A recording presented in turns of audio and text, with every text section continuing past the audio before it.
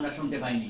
সুতরাং এটা এই নির্বাচন কমিশনের মতো অথর্ব একটা নির্বাচন পূর্ণ করবে এ ব্যাপারে আমরা শঙ্কা প্রকাশ করছি। আমরা আরো বিস্ময়ের সাথে লক্ষ্য করছি বিভিন্ন রাজনৈতিক দলের নারী কর্মীগণ প্রতিপক্ষের দ্বারা হেনস্থা হওয়ার পরেও নির্বাচন কমিশনের কোনো প্রতিক্রিয়া দেখা যায়নি, যা অত্যন্ত হতাশাব্যঞ্জক। নারীদেরকে সরাসরি শারীরিক আঘাত করা হচ্ছে, নির্বাচনী প্রচারণায় অংশগ্রহণ করতে বাধা দিচ্ছে। এসব ঘটনা শুধু রাজনৈতিক সহিংসতার উদাহরণ নয়, বরং নারীর রাজনৈতিক অধিকার ও কর্মকে নিয়ন্ত্রণের অপচেষ্টাই মাত্র। এটিও বিস্ময়কর যে নারীর রাজনৈতিক অধিকার নিয়ে সুশীল সমাজের যেসব প্রতিনিধি প্রতিনিয়ত কথা বলেন তারাও নিশ্চুপ রয়েছে, যেটা রহস্যজনক। এবং আমরা মনে করি এই যে সমস্ত সুশীল সমাজ নারীদের নিয়ে অনেক কথা বলেন, কিন্তু আমরা দেখছি যে নারীদেরকে বিগত 2 সপ্তাহ ধরে হেনস্থা করা হচ্ছে, কিন্তু আমরা তথাকথিত সুশীল সমাজের কোনো ভূমিকা এখানে দেখছি না। আশা করি গণমাধ্যম এসব বিষয়কে গুরুত্বের সাথে প্রকাশ করবে এবং করছে, আমরা এজন্য কৃতজ্ঞ। নারীর প্রকৃত ক্ষমতায়ন নিশ্চিত করতে হলে নারীর রাজনৈতিক অংশগ্রহণকে সহজ করতে হবে। নারী যদি রাজনৈতিক অংশগ্রহণে বাধাগ্রস্ত হয় তাহলে প্রত্যক্ষভাবে প্রার্থী হতে উৎসাহিত হবে না। আমরা এটাও হতাশার সাথে বলতে বাধ্য হচ্ছি যে নির্বাচনী আচরণবিধিতে রাজনৈতিক প্রচারণার সময় নির্ধারণ করা থাকলেও কোনো রাজনৈতিক দল তা মানছে না। এমনকি কোনো রাজনৈতিক দল রাত 2টা পর্যন্ত নির্বাচনী প্রচারণা চালাচ্ছেন। এটা কেমন কথা হতে পারে যে নির্বাচন কমিশন কোনো উদ্যোগ নিচ্ছে না? হয়তো নিচ্ছে, আমরা জানি না, কিন্তু জনগণের সামনে এটা পরিষ্কার নয়। এ ব্যাপারে নির্বাচন কমিশনকে অবশ্যই দৃশ্যমানভাবে পদক্ষেপ নিতে হবে, যাতে জনগণও জানে যে তারা নিরপেক্ষ এবং নিরপেক্ষতার সাথে সেই দায়িত্ব পালন করছে। প্রিয় সাংবাদিক ভাই ও বোনেরা, আমরা নির্বাচনী পরিবেশ লঙ্ঘনের ঘটনাগুলোকে পরিমাণগত ও গুণগতভাবে আপনাদের সামনে উপস্থাপন করছি। এর মাধ্যমে ঘটনাগুলোর ধরন ও প্রকৃতি বুঝতে পারবেন। সহিংসতা, হামলা ও প্রচারণায় বাধা, এরকম 22টা ঘটনা আমরা পেয়েছি। প্রধানত চট্টগ্রাম 4, ফেনী 2, ঢাকা 18, সাতক্ষীরা 2 আসনে বেশি দেখা গেছে। ব্যানার ছেঁড়া, প্রচারণা বাধাগ্রস্ত করা, নারী কর্মীদের হেনস্থার মতো ঘটনা নির্বাচনকালীন ভীতি ও প্রতিদ্বন্দ্বিতামূলক উত্তেজনা বাড়িয়েছে। নির্বাচনী প্রতিপক্ষের হামলায় খুনের ঘটনা আমরা লক্ষ্য করেছি, যেটা আমি ইতিমধ্যেই আপনাদের সামনে উপস্থাপন করেছি, যেটা শেরপুরে সংঘটিত হত্যাকাণ্ড একটি অশনি সংকেত নির্দেশ করে। কিন্তু নির্বাচন কমিশন কোনো কার্যকর পদক্ষেপ গ্রহণ করেনি, যেটা আমি আগেই বলেছি। অবাধ পোস্টার, ব্যানার ও বিলবোর্ড ব্যবহার এর 27টি ঘটনা সবচেয়ে বেশি সংগঠিত লঙ্ঘন হিসেবে উঠে এসেছে ঢাকা 17, পঞ্চগড় 2, যশোর 1, খুলনা 3 ও জয়পুরহাট 1 আসনে। দেয়াল, গাছ, পোল ও বড় রঙিন বিলবোর্ড ব্যবহারের মাধ্যমে আচরণবিধির স্পষ্ট লঙ্ঘন দেখা গেছে।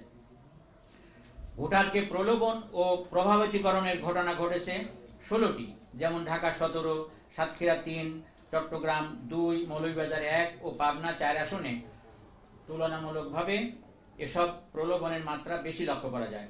বিভিন্ন ধরনের সুবিধা, যেমন বিভিন্ন কার্ড, খাবার বিতরণ ইত্যাদি, কিংবা ভবিষ্যৎ সুবিধার প্রতিশ্রুতি ভোটারদের স্বাধীন সিদ্ধান্ত গ্রহণে প্রভাব ফেলতে পারে। শিক্ষা প্রতিষ্ঠান ও শিশুদেরকে ব্যবহার করেছে এমন ঘটনা 8টি, যেমন কুড়িগ্রাম 1, ঝালকাঠি 2, পাবনা 4 ও সুনামগঞ্জ 1 আসনে এ সমস্ত ঘটনার বিবরণ আমরা নথিভুক্ত করেছি। শিক্ষা প্রতিষ্ঠানকে রাজনৈতিক প্রচারণার আওতায় আনা বিশেষভাবে সংবেদনশীল এবং শিশুদের অধিকার ও নিরাপত্তাকে প্রশ্নবিদ্ধ করেছে। এমনকি এখনো অনেক জায়গায়, অনেক শিক্ষা প্রতিষ্ঠানে রাজনৈতিকভাবে তারা ক্রিয়াশীল, কিন্তু শিক্ষা প্রতিষ্ঠানের ব্যবস্থাপনা কমিটিতে সভাপতি বা সদস্য রয়েছেন, যেটা অবশ্যই নির্বাচন কমিশনকে এটা দেখতে হবে এবং ওনারা সে ব্যাপারে ভ্রুক্ষেপ করছেন না।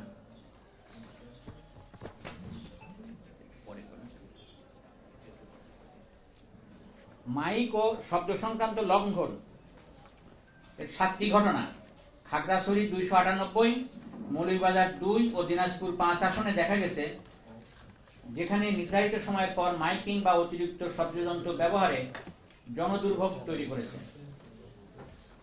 সময় ও প্রতীক বরাদ্দের আগেই প্রচারণার ঘটনা ঘটেছে সেরকম মেজর 6টি ঘটনা, যেমন গাইবান্ধা 5, টাঙ্গাইল 6, নীলফামারী 3 আসনে লক্ষ্য করা যায়। যা নির্বাচনী শিডিউল ও সমতা নষ্ট করেছে।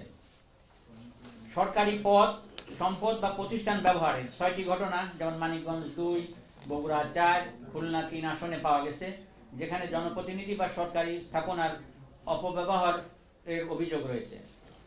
ধর্মীয় প্রতিষ্ঠান ব্যবহারের 3টি ঘটনা সিলেট 2, ফেনী 1 ও চট্টগ্রাম 3 আসনে উঠে এসেছে, যা ধর্মীয় সংবেদনশীলতা ও নির্বাচনকে একে অপরের সঙ্গে জড়িয়ে দেওয়ার ঝুঁকি তৈরি করে।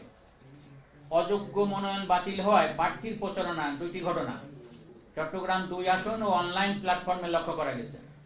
প্রশাসনিক নিরপেক্ষতা ভঙ্গের অভিযোগের 3টি ঘটনা, যেমন পাবনা 4, কুড়িগ্রাম 4 ও লালমনিরহাট 3 আসনে প্রিজাইডিং অফিসার নিয়োগ ও প্রশাসনিক আচরণকে ঘিরে প্রশ্ন তুলেছে।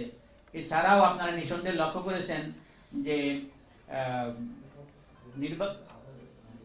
নানা পর্যায় থেকে রিটার্নিং অফিসারদের বিরুদ্ধে অভিযোগ উঠেছে যে তারা যথেষ্ট নিরপেক্ষতার সাথে বাছাই কার্য সম্পন্ন করতে পারেনি। সেটার অনেক তথ্য আপনাদের সামনে আমরা ইতিপূর্বে পেশ করেছি। এখন আমরা জানি যে আপনারা জেনে থাকবেন যে ঠুনকো কারণে রিটার্নিং অফিসাররা বাতিল করেছে, পরবর্তী সময় আপিল এসে তারা ছাড়া পেয়েছে। আবার অনেক বড় কারণ ঘটেছে, কিন্তু রিটার্নিং অফিসার এটাকে বাতিল না করে বৈধ করেছে, কিন্তু আপিলে এসে সেটা আবার বাতিল হয়েছে, যেটা নির্দেশ করে যে এখানে রিটার্নিং অফিসার আইতার অদক্ষতার পরিচয় দিয়েছে, অথবা তারা যে কোনো পক্ষকে সুবিধা দেওয়ার প্রচেষ্টা করেছে, অথবা সুবিধা পেয়েছে তাদের এই আচরণে। প্রিয় সাংবাদিক ভাই ও বোনেরা, আপনারা সমাজের দর্পণ। প্রতিনিয়ত আপনারাও আসন্ন জাতীয় সংসদ নির্বাচন সুষ্ঠুভাবে, স্বচ্ছতার সাথে, অবাধ ও নিরপেক্ষভাবে অনুষ্ঠিত হোক এ প্রত্যাশায় নির্বাচন সংক্রান্ত বিভিন্ন সংবাদ পরিবেশন করছেন। আপনাদের মাধ্যমে বিভিন্ন মিডিয়ায় প্রকাশিত অনিয়মের খবরাখবর আমরা গভীরভাবে পর্যালোচনা করি ও বিবেচনায় নেই। আমরা এসব সংবাদ একত্রিত করে জাতির সামনে তুলে ধরার চেষ্টা করছি, এবং আমাদের নিজস্ব যে সূত্র, সে সূত্র আমরা ব্যবহার করছি। আপনারা জানেন যে আমরা 200টি আসনে আমাদের অবজারভার যারা আছে, মনিটর নিয়োগ করেছি আমরা, তারা রিয়েল টাইম ডেটা সংগ্রহ করছে, তার থেকেও আমরা সে ডেটা এখানে আপনার সামনে উপস্থাপন করছি। এর মাধ্যমে আমরা সম্মিলিতভাবে সুষ্ঠু, সুন্দর ও অবাধ নির্বাচন অনুষ্ঠানের অবদান রাখার চেষ্টা করছি। জাতীয় সংসদ নির্বাচনকে ঘিরে নির্বাচনী আচরণবিধি লঙ্ঘনের ঘটনা ধারাবাহিক ও বিস্তৃতভাবে ঘটছে। এই সময় ঢাকা, চট্টগ্রাম, কুমিল্লা, খুলনা, রাজশাহী, রংপুর, সিলেট ও বরিশাল বিভাগের একাধিক জেলা ও সংসদীয় আসনে আচরণবিধি লঙ্ঘনের খবর গণমাধ্যমে এসেছে। বিশেষ করে ঢাকা 11, ঢাকা 17, কুমিল্লা, চট্টগ্রাম 2 ও 4, বগুড়া, সাতক্ষীরা, যশোর ও পঞ্চগড় আসনগুলোতে রিপোর্টেড ঘটনার সংখ্যা তুলনামূলকভাবে বেশি। প্রিয় সাংবাদিক বন্ধুগণ, নির্বাচনী আচরণবিধি লঙ্ঘন এখন আর বিচ্ছিন্ন ঘটনা নয়, বরং এটি একাধিক জেলা ও আসনে নিয়মিতভাবে ঘটছে, যা অবাধ, সুষ্ঠু ও শান্তিপূর্ণ নির্বাচন নিশ্চিত করার ক্ষেত্রে গুরুতর বাধা হিসেবে চিহ্নিত। এমন ঘটনার বিস্তার রোধে নির্বাচন কমিশন সহ সরকারি সংশ্লিষ্ট সকল কর্তৃপক্ষকে কঠোর পদক্ষেপ গ্রহণ করতে হবে, শক্ত হাতে দমন করতে হবে। 24 জুলাই বিপ্লব পরবর্তী জাতির আকাঙ্ক্ষা কিছুতেই নষ্ট হতে দেওয়া যাবে না। আমরা অবগত আছি যে নির্বাচনী পর্যবেক্ষক রেজিস্ট্রেশন প্রক্রিয়াকে জটিল করা হয়েছে। আপনারা যারা নির্বাচন পর্যবেক্ষণের সাথে জড়িত হয়েছে ইতিমধ্যে দেখেছেন যে আপনাদেরকে যে নির্দেশনা দেওয়া হয়েছে, সেখানে যে সমস্ত শর্ত দেওয়া হয়েছে, ছবি দিতে হবে, ছবি এত পিক্সেলের হতে হবে, নানা ধরনের সার্টিফিকেট ডাউনলোড করতে হবে, নানা জটিলতা এমনভাবে করা হয়েছে যে একজন ব্যক্তির পক্ষে 3-4 ঘন্টা ব্যয় না করলে হয়তো এটা করা সম্ভব না। যার ফলে অনেকে নিরুৎসাহিত হচ্ছেন যে আমাদের যে সমস্ত অর্গানাইজেশন রয়েছে তাদের প্রতিনিধিরা বারবার বলছেন যে আমরা অবজারভার হতে পারবো কিনা, এভাবে আমাদের সন্দেহ আছে, কারণ এত কিছু ডাউনলোড করে কখন হবো আমরা বুঝতে পারছি না। তার মানে হচ্ছে আমাদের একটা কথা আছে গ্রামে যে উঠতে বলে না, ঠেলে বসে। অর্থাৎ আপনি বলছেন না যে যান ভাই উঠে যান, কিন্তু এমনভাবে আপনি ঠেলে বসলেন যাতে আমি চেয়ারে বসতে না পারি। এটা একটা আমরা মনে করি যে এটা প্রহসন। নির্বাচন কমিশনের উচিত এটাকে সহজলভ্য করা। আপনি যদি অবজারভার হওয়াটাকে কঠিনতর করে দেন তাহলে অবজারভার কে হবে? তার মানে আপনি খালি মাঠে গোল দেবেন, অন্যায়কারীরা এখানে অন্যায় করবে, তার কোনো রেকর্ড হবে না, এটা তো কোনোদিন হতে পারে না। সবকিছু অনলাইন করার ফলে অনেকে সহজে রেজিস্ট্রেশন করতে পারছে না। অনেক পর্যবেক্ষক এজন্য হতাশা ব্যক্ত করেছে। অনেকে অনুমান করছে যে নির্বাচন কমিশন সম্ভবত শক্তিশালী পর্যবেক্ষণ ব্যবস্থা চাচ্ছে না। আমরা আপনাদের মাধ্যমে দাবি করছি যে পর্যবেক্ষক রেজিস্ট্রেশনকে সহজ করতে হবে এবং রেজিস্ট্রেশন করার সময় বৃদ্ধি করতে হবে। সুষ্ঠু নির্বাচনের জন্য পর্যবেক্ষকদের ভূমিকা খুবই গুরুত্বপূর্ণ, তাই এ প্রক্রিয়াকে সহজ করতে হবে। প্রিয় সাংবাদিক ভাই ও বোনেরা, আমরা বিশ্বাস করি আপনারা সুষ্ঠু নির্বাচন আয়োজনের চ্যালেঞ্জসমূহ যথাযথভাবে জাতির সামনে তুলে ধরবেন এবং আমরা এও আশা করি যে নির্বাচন কমিশন সহ সরকারের সংশ্লিষ্ট কর্তৃপক্ষ বিষয়গুলো গুরুত্বপূর্ণ হিসেবে বিবেচনায় নেবেন। পাশাপাশি আমরা আরও প্রত্যাশা করি সুন্দর, স্বচ্ছ ও নিরপেক্ষ একটি গ্রহণযোগ্য নির্বাচন অনুষ্ঠান নিশ্চিত করার প্রয়োজনে পদক্ষেপ গ্রহণ করবেন। আমরা নির্বাচন কমিশনকে স্মরণ করিয়ে দিতে চাই, নির্বাচনী আচরণবিধি নিশ্চিত করা নির্বাচন কমিশনের প্রধান দায়িত্ব। কিন্তু স্পষ্টত নির্বাচন কমিশন এক্ষেত্রে ব্যর্থতার পরিচয় দিচ্ছে। আমাদের অভিজ্ঞতা থেকে আমরা বলতে পারি, নির্বাচন কমিশন দৃঢ় অবস্থান না নিলে মাঠ প্রশাসন এবং আইন শৃঙ্খলা বাহিনীর সদস্যবৃন্দ রাজনৈতিক নিরপেক্ষতা বজায় রাখতে পারবে না। আমরা মনে করি নির্বাচন কমিশনের দৃঢ় ও নিরপেক্ষ অবস্থান নেওয়ার এখনো সময় আছে। বর্তমান ও পেশাদারিত্ব থেকে শিক্ষা নিতে পারে। আমরা আপনাদের মাধ্যমে নির্বাচন কমিশনকে নিরপেক্ষ ও দৃঢ় অবস্থান নেওয়ার জন্য আহ্বান জানাচ্ছি। প্রিয় সাংবাদিক, জন্য বেশ কিছু পরামর্শ ও সুপারিশ নির্বাচন কমিশন বরাবর পেশ করেছিলাম, কিন্তু সেগুলোর কোনো অগ্রগতি দেখা যাচ্ছে না। যদিও নানাভাবে উদ্যোগ নেওয়া হয়েছে সরকারের পক্ষ থেকে, কিন্তু নির্বাচন কমিশন অফিসিয়ালি এটাকে এন্ডোর্স করছে না, যেটা একটা রহস্যজনক।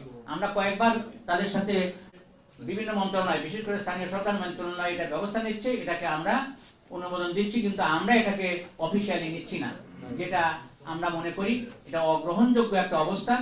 নির্বাচন কমিশনের মতো একটি জাতীয় প্রতিষ্ঠান যাদের উপর নির্ভর করছে নির্বাচনের নিরপেক্ষতা, তারা যদি মনে করে যে না সিসিটিভি লাগানোটা তাদের অফিসিয়াল দায়িত্বের মধ্যে পড়ে না, পড়লে তারা আইনগত জটিলতায় পড়বে, তারা যদি এইরকম ভীতু থাকে তাহলে নির্বাচন পরিচালনা করতে সক্ষম হবে না। সিসিটিভি ও বডি অন ক্যামেরা সুষ্ঠু নির্বাচনের অপরিহার্য শর্ত হলেও এ ব্যাপারে নির্বাচন কমিশন এখন পর্যন্ত নির্লিপ্ত রয়েছে, যেটা আমি আগেই বললাম। এর ফলে মাঠ প্রশাসন কোনো কার্যকর ওনারা চিঠি লিখছে, আমরা এটা জানতে পারছি, তারা এটাকে ব্যবস্থা নিতে পারছে না। আর মাত্র নির্বাচনের 1.5 সপ্তাহ বাকি, এখন তারা এটা বসাতে পারেনি। কোন কোন জায়গায় বসিয়েছে শুনলাম, একটা স্কুলে একটা কেন্দ্র লাগছে, বুথে কি করবে? বুথের মধ্যে কি ভূত থাকবে? আমরা এটাও লক্ষ্য করছি, সরকারি কর্মচারীদের অনেকে প্রকাশ্যভাবে রাজনৈতিক আনুগত্য দেখাচ্ছে। সেটার সাথে কথা বলেছি, নির্বাচন কমিশনের সাথে কথা বলেছি, তারা চুপ থাকে আমাদের কথা শুনে, এটা রহস্যজনক। আপনারা নিশ্চয়ই অবগত আছেন, এবারের নির্বাচনটি জাতীয় স্বার্থে এবং রাজনৈতিক স্থিতি বাধ্য হচ্ছি। হয় নির্বাচন কমিশন যথেষ্ট দক্ষ না, বা রাজনৈতিকভাবে পক্ষপাতদুষ্ট। নির্বাচন কমিশন যদি ব্যর্থ হয় তাহলে তা জাতি বিবেচনায় নেবে। প্রিয় সাংবাদিক বন্ধুগণ, ধৈর্য সহকারে আমাদের বক্তব্য শোনার জন্য আপনাদের অসংখ্য ধন্যবাদ জানাচ্ছি ও আবারও কৃতজ্ঞতা প্রকাশ। যে আপনাদের কোনো প্রশ্ন থাকলে আমরা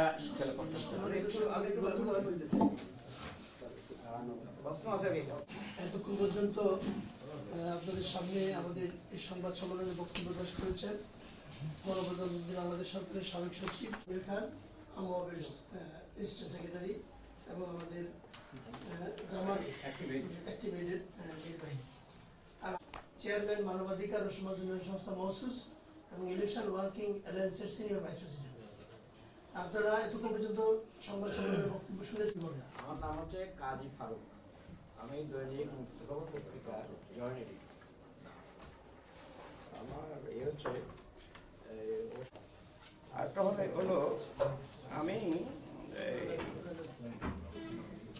1990 সনে স্বাধীনতার ইতিহাস পাঠক সাধারণ সিরাজে নির্বাচন কমিশন ঘোষিত যে পরিপত্র আছে ওখানে আসলে বৈধ মনোনীত প্রার্থী মারা গেলে ক্ষতি পাবে। তো কোনো এই প্রার্থী মনোনয়নপত্র দাখিলের পরে অবৈধ না বলা পর্যন্ত তো উনি বৈধ, এবং বিএনপির একজন প্রার্থীরা মনোনয়নপত্র বাতিল নেয়, চেয়ারম্যান একটা বাতিল হওয়ার কথা না।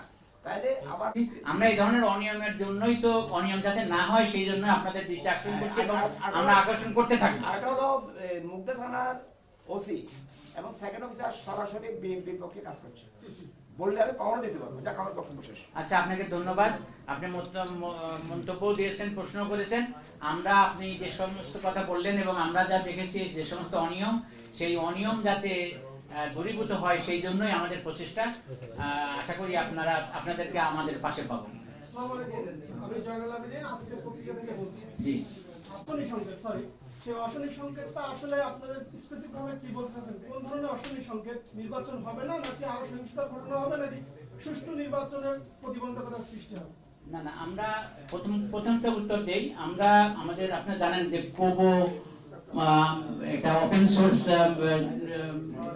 টুল আছে না, সফটওয়্যার আছে। এই কোবো সফটওয়্যারের মাধ্যমে সারা দেশে আমাদের 200 জন মনিটর আছে, প্রত্যেকটি আসনের জন্য একজন। আমরা আমাদের অর্থ স্বল্পতার কারণে আমরা 300 আসনে দিতে পারিনি, 200 বা তারও কম আসনে আমরা এটাকে মনিটর করছি। তারা 1 মাস ধরে, অর্থাৎ বিগত 15-20 দিন ধরে মাঠে রয়েছে। নির্বাচনের পরেও আরো 8-10 দিন সেখানে তারা অবস্থান করবেন এবং দেখবেন ঘটনাগুলো। রিয়েল টাইম ডেটা আসে আমাদের এখানে সার্ভারে আসে, আমরা সার্ভার থেকে সেটা অ্যানালাইসিস করি। এছাড়া আমরা পত্র-পত্রিকা থেকে রিপোর্ট নেই, যেমন আমরা আমাদের প্রতিবেদনে উল্লেখ করেছি, আমাদের লিখিত বক্তব্যে উল্লেখ করেছি। তো সুতরাং আমরা অত্যন্ত নির্ভরতার সাথে বলতে পারি যে আমরা একদম স্পেসিফিক রিয়েল টাইম ডেটা নেই।